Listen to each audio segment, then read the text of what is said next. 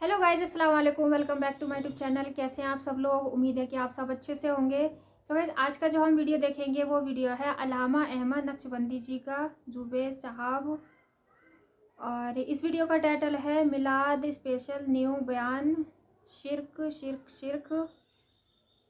तो क्या है इस बयान में और मिलाद के बारे में है। तो चलिए जल्दी से वीडियो को स्टार्ट कर लेते हैं और वीडियो देखते हैं। अभी तक मेरे चैनल पे नए हैं, सब्सक्राइब नहीं किया है तो प्लीज़ जल्दी से मेरे चैनल को सब्सक्राइब कर लीजिए। चूमने नीचे जाना पड़ेगा ना, नहीं तो दरगाह को ऐसे उठा के चूमेंगा नहीं भाई। अगर आप किसी मौलाना का हाथ चूम रहे हैं तो हाथ जाए वहां तक तो कम से कम झुकना तो पड़ेगा ना।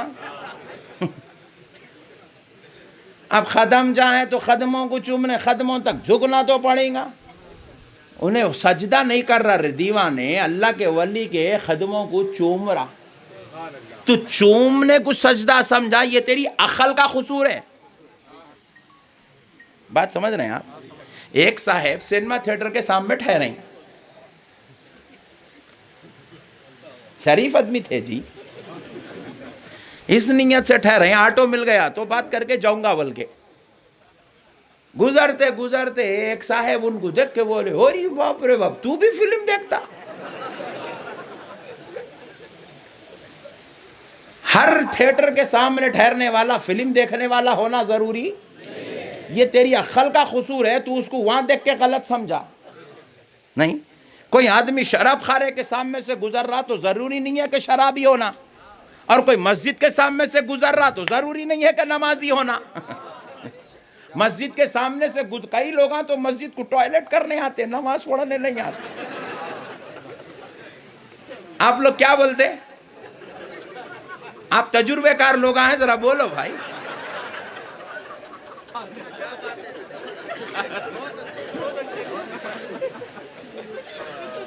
नहीं, हाँ, मैं तजुर्बेकार लोगों की बातें कर रहा हूं, तुम खामोश बैठो।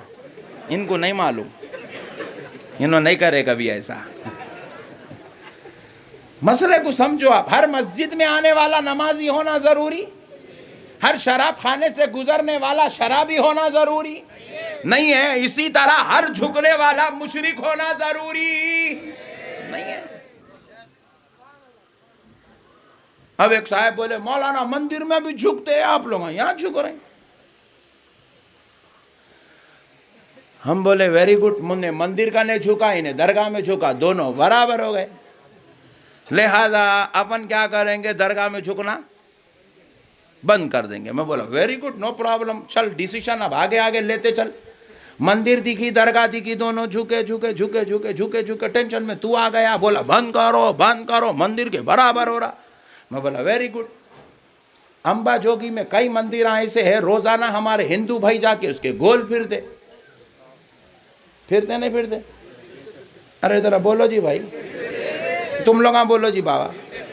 मंदिर के गोल फिरते। मैं बोला मुसलमान जाके काबे के गोल फिर रहा।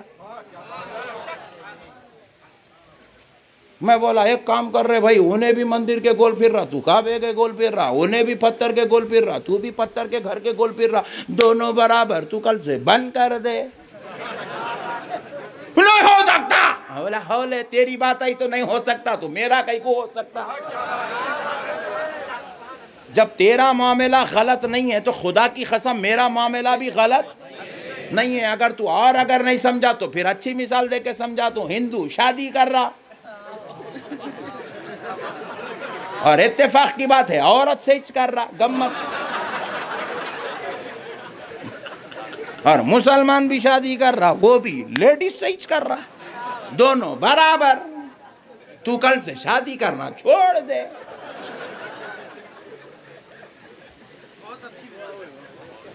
हो सकता क्या भाई? बोले उसकी शादी करने में, तेरे शादी करने में जमीन आसमान का फर्क है नालायक। उन्हें अपने दिन के मुताबिक कर रहा, तू अपने दिन के मुताबिक कर रहा। उन्हें मंदिर में जाके झुक रहा तो वो उसके दिन का मसला है, तू आके दरगाह में झुक रहा तो ये तेरे दिन का मसला है।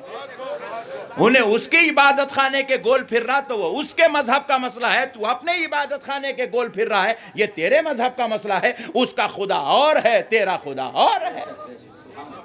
वो मंदिर में झुकता है तो खुदा समझ के झुकता है, तू दरगाह में झुक रहा है तो खुदा का महबूब समझ के झुक रहा है। बात समझ में आई? ये है इबादत और अकीदत में फर्क, इसको समझना जरूरी है। जब तक आप इबादत और अकीदत को नहीं समझेंगे उस वक्त तक आप सुन्नियत पे कायम नहीं रह सकते। इबादत और अकीदत में फर्क है, जरा बोलो, फर्क है। इबादत और अकीदत में फर्क है। घर में बड़ा भाई भी रहता, घर में बाप भी रहता, देखने को दोनों सेम है, लेकिन बाप का मर्तबा अलग है, भाई का मकाम अलग है। बात समझ में आ रही है आपको? बाप के बराबर हो गया, बाप की चप्पल बेटा पहनने लगा, बाप के कपड़े बेटे को आने लगे तो आप उसको अब्बा नहीं बोल सकते।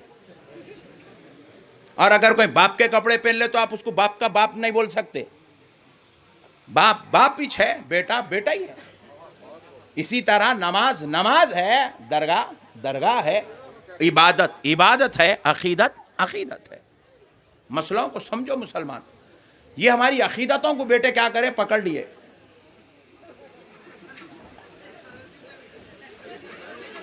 देख के सांप आया, सांप सांप सांप। बेटे तुम बैठ जाओ, बैसा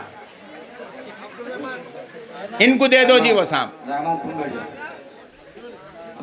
हाँ तुम बैठ जाओ बेटे, मेरे बाप बेटे। औरता तुम्हारे से ज्यादा हिम्मत वाले हैं, तुम बैठो, तुम्हारा नहीं मालूम। अभी इन औरतों को नहीं पहचाने, इसलिए जज्बात में उड़ गए। नो प्रॉब्लम, बैठ जाओ।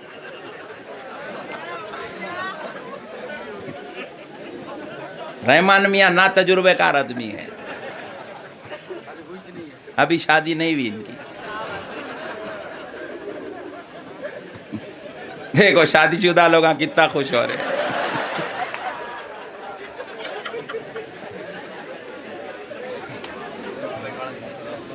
मसलों को समझो। मैं आपको तकरीबन 350 किलोमीटर दूर से आया, खुदा की कसम हंसाने नहीं आया, लेकिन मेरे को मालूम है आपको 2 बजे रात तक बिठा के रखने का तरीका क्या है।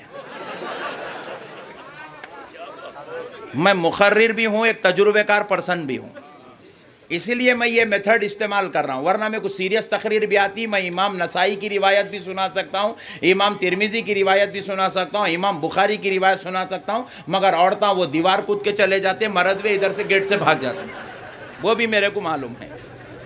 अब इनको कैसा बिठा के रखना, उन्हें ऊपर से नीचे नहीं गिरना, ये औरत नीचे से ऊपर नहीं जाना, वो मेरे को मालूम है। बात समझ में आ गई ना आपको? आप हंस के नहीं लौट के सुनो, मगर यहाँ जगह नहीं है, घर को जाके लौटो।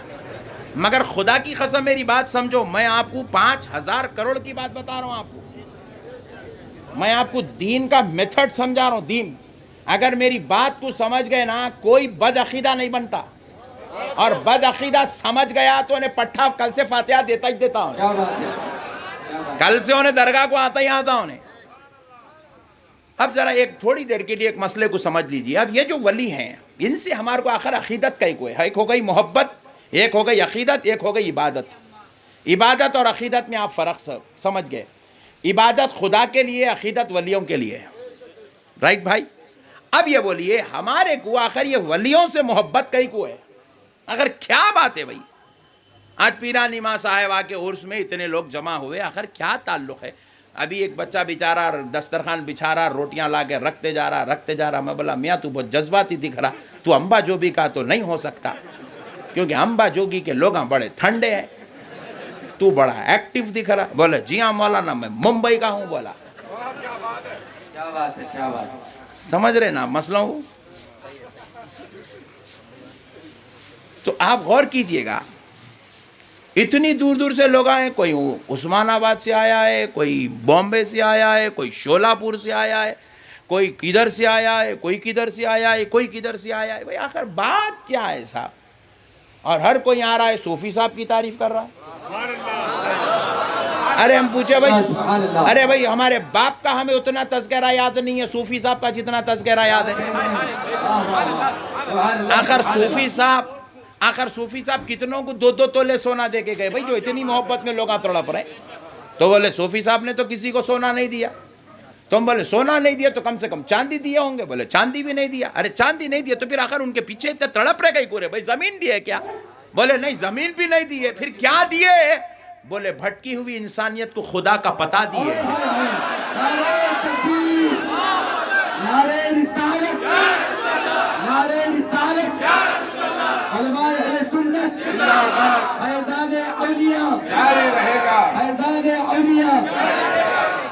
भाई एक नेक आदमी, एक मुत्तकी शख्स, एक परहेजगार शख्सियत, बाद विसाल के भी औलाद की उनकी कदर हो रही है, बाद विसाल के भी उनकी याद हो रही है, बाद विसाल के भी उनके तज़किर हो रहे हैं, बाद विसाल के भी उनकी याद करने पर दिल झूम जाता है। वजह क्या है साहब? वजह बस इतना है, हमें सूफी साहब से मोहब्बत इसलिए नहीं है कि वो हमारे ख़ानदान के हैं या हम पर उन्होंने कोई सोना चांदी देकर एहसान किया है। हमें सूफी साहब से मोहब्बत इसलिए नहीं है कि वो हमारे इलाके के थे। हमें सूफी साहब से मोहब्बत इसलिए है क्योंकि वो अल्लाह के मुंतखब बंदे थे। बंदे तो सब पैदा होते हैं, बंदे बहुत पैदा होते हैं। बात जाने खाली पैदा हुए, पूरी जिंदगी टेस्टर लगा लिया, इलेक्ट्रिशियन था, इलेक्ट्रिशियन के साथ ही शॉर्ट खा के मारा सोए उन्हें, टेंशन रखो लो। बाज लोग प्लम्बर बने, पूरी जिंदगी नाला खोलते रहा, फिट करते रहा, नाला खोलते रहा, फिट करते रहा, मर गया, खलास। अल्लाह किसी को प्लम्बर बना के पैदा करा, किसी को इलेक्ट्रिशियन बना के पैदा करा, किसी को लेक्चरर बना के पैदा करा, किसी को वकील बना के पैदा करा, किसी को सर्जन बना के पैदा करा, किसी को जनरल फिजिशियन बना के पैदा करा, किसी को जो है अल्लाह तबारक व तआला लीडर बना के पैदा करा, किसी को कुछ, किसी को कुछ, किसी को कुछ, लेकिन किसी की याद नहीं होती है। मगर अल्लाह किसी को वली बना के पैदा करा। सारे तबके वाले दुनिया के लिए जिंदगी गुजारते हैं और अल्लाह का वली खुदा के लिए जिंदगी गुजारता है। तो अल्लाह ने भी डिसाइड कर लिया, ये खुदा का फैसला है, जो मेरे लिए जीता है मरने के बाद भी उसके तज़किरे जारी रहा करते हैं। जो मेरे लिए जीता है वो मरने के बाद भी लोगों के दिलों में जिंदा रहता है, उसकी यादें जिंदा रहती है, उसके तज़किरे जिंदा रहते हैं, उसकी अखलाक जिंदा रहते हैं, उसका फैजान जिंदा रहता है, उसका तसर्रुफ जिंदा रहता है, उसकी मोहब्बत जिंदा रहती है, और वो जहां चाहे अपने गुलामों की मदद के लिए पहुंच भी जाता है। ये वली की शान है।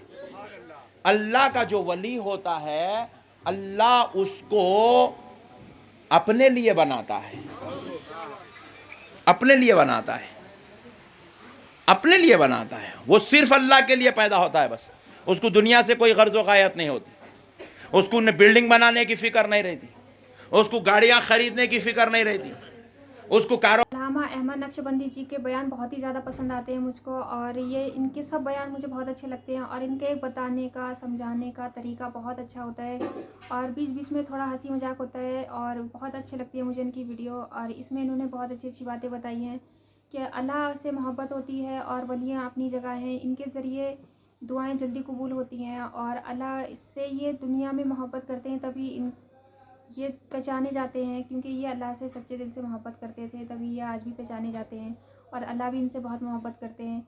तो ये वीडियो बहुत ही ज़्यादा अच्छी थी अल्लामा अहमद नक्शबंदी जी की है। और अगर आपको मेरी वीडियो पसंद आई हो तो प्लीज़ मेरे चैनल को सब्सक्राइब करना ना भूलें, मेरी वीडियो को एंड तक ज़रूर देखें। चलिए फिर मिलते हैं अगली वीडियो में, तब तक के लिए अल्लाह हाफिज़।